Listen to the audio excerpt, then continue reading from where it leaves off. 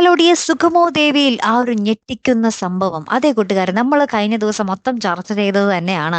നമ്മുടെ ത്യാഗരാജനും ആ ഒരു ഹോം നഴ്സും കൂടെ വൈകാതെ തന്നെ നമ്മുടെ ഋഷിയും ദേവികയുമായിട്ടുള്ള ഒരു ഫോട്ടോസ് പബ്ലിക് ആക്കും എന്നുള്ളത്. അതുപോലെ തന്നെ അവർ ആ ഒരു ഫോട്ടോ ഭയങ്കര മനോഹരമാക്കി ഫ്രെയിമൊക്കെ ചെയ്ത് നമ്മുടെ നന്ദന് പാഴ്സൽ കൊറിയർ അയക്കുകയാണ്.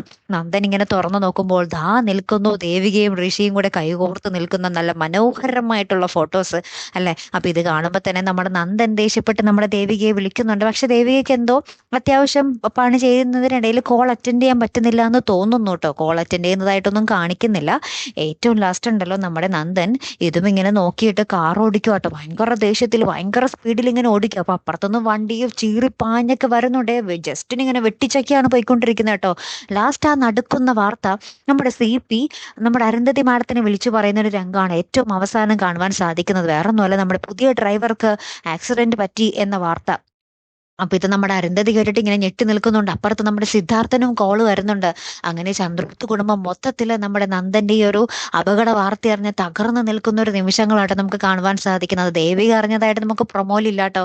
അപ്പൊ ഇനി എന്തൊക്കെയാകും സംഭവിക്കാൻ പോകുന്നത് അല്ലെ. കാത്തിരുന്ന് തന്നെ കാണാട്ടോ. അടുത്തൊരു വീഡിയോയുമായി വരുന്നത് വരയ്ക്കും here am the Malayali signing of.